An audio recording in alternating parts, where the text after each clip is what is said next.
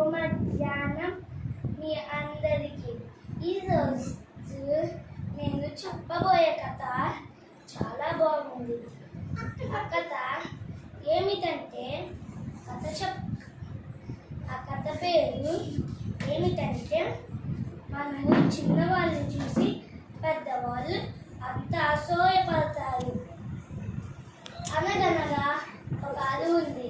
అడవిలో సింహం ఉంది. ఆ సింహం గాఢ నిద్రలో పోయింది. అప్పుడేమో ఒక ఎలుక వచ్చి ఆ సింహంని చూసి జారుడు బల్లలాగా జారింది. అప్పుడు సింహం మెలుపు తెచ్చుకొని అప్పుడు ఆ ఎలుకకి చెప్పింది, ఆ ఎలుక, నీకు ఎంత ధైర్యం నా చోటుకే వచ్చి నా మీదే ఆడుకుంటావు అని చెప్పింది.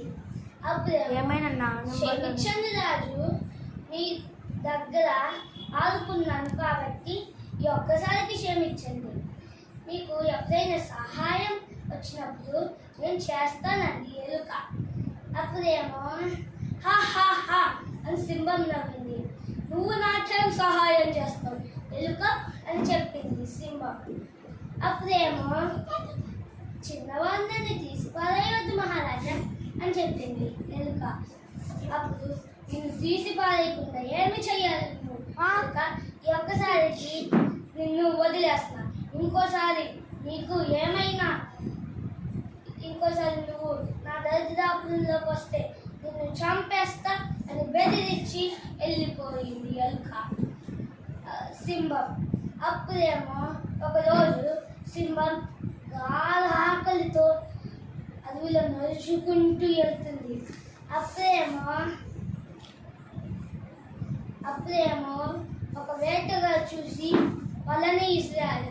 అప్పుడు సింహం గట్టిగా గర్జిస్తుంది. అప్పుడేమో ఎలుక వచ్చి, ఏమైంది సింహం, నువ్వెందుకు ఇలాంటి వలలో ఉన్నా అని చెప్పింది. నన్ను వేటగాళ్ళు పట్టుకున్నారు, అందుకే నేను వలలో ఉన్నా. నాకు నువ్వు సహాయం చేస్తావన్నావు కదా, ఇప్పుడు చెయ్యి. నువ్వేం సరిపోతావు, ఇంకా కొంతమంది వద్దు, నేనొక్కడనే సరిపోతా అని చెప్పింది ఎలుక. అప్పుడేమో తన పదులైన పళ్ళతో ఆ వలని కొలికేసింది. అప్పుడు వేటగాడు వచ్చి చూస్తే సింహం లేదు. అప్పుడు సింహం తప్పించుకొని పారిపోయింది అని అరువు మొత్తం ఎతికారు. సింహం ఒక గుహ దగ్గర ఎలుకతో మాట్లాడుతుంది. అమ్మో, ఈ సింహం ఎలుకతో మాట్లాడుతుందా అంటే వీళ్ళ మధ్య ఏదో స్నేహం ఉంది అనుకుంది. అప్పుడు సింహం బయటకు వచ్చి గట్టి గర్జించి ఆ మనిషిని చంపేసింది. అప్పుడే అది తినేసింది. The moral of story is, ఎవరిని చూసినా వాళ్ళని చిన్నోళ్ళని తీసి పారేయకూడదు.